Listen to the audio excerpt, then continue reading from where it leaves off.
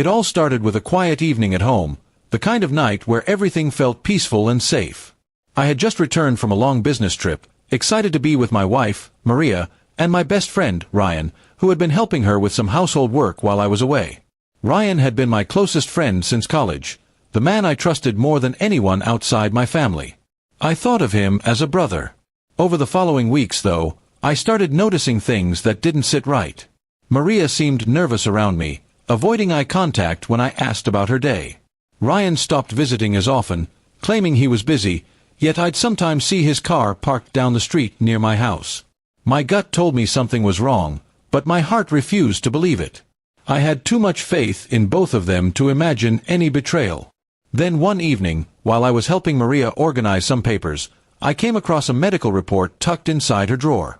It was a pregnancy report. The date on it was from 2 months earlier, right around the time I had been away. My hands trembled as I read it.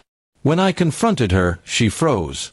She didn't deny it right away, she just started crying, saying it was complicated. That word shattered me. At first, she refused to tell me who the father was.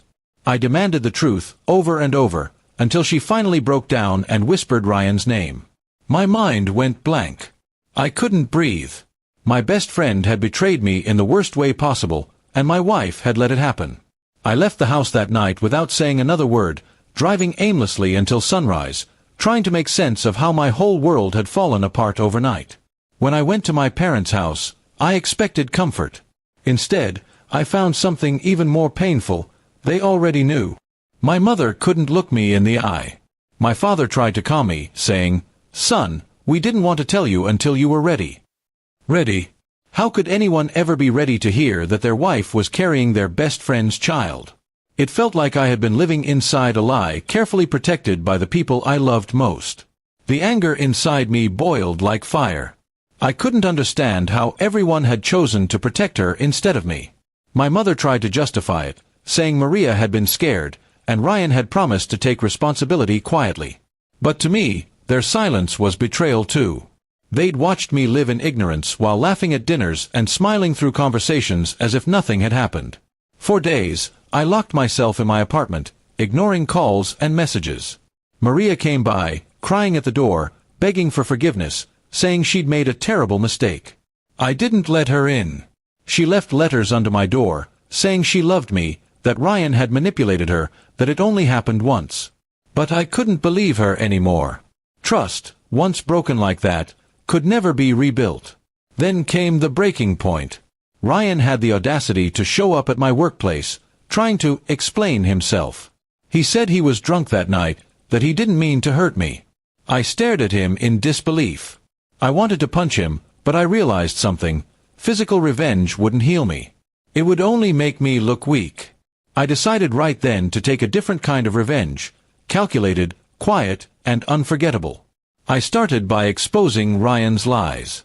He worked at a company that had recently partnered with my firm. I gathered evidence of his unprofessional behavior, his inappropriate messages to my wife, and the timeline of events. Within a week, I made sure his boss received it all anonymously.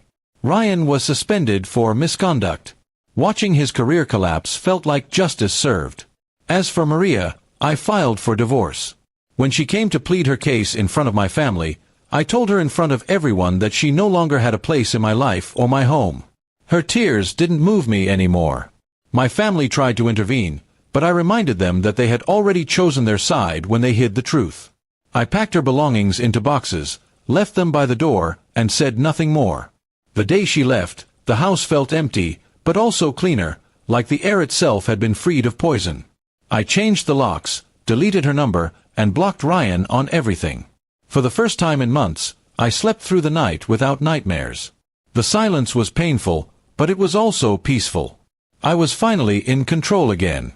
In the following weeks, word spread about what had happened. Some people pitied me, others admired my strength. Ryan disappeared from our town not long after, unable to face anyone. Maria went to live with her sister. I didn't care where they ended up. All I cared about was rebuilding my life from the ashes they left behind. Over time, my anger turned into clarity.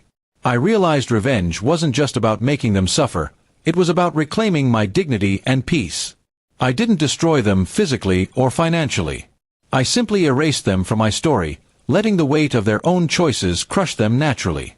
Months later, I met someone new, someone who knew my past but didn't judge me for it. She reminded me that betrayal doesn't define who we are, how we rise after it does. It took everything in me to trust again, but slowly, I began to heal. Looking back now, I'm thankful the truth came out, no matter how painful it was.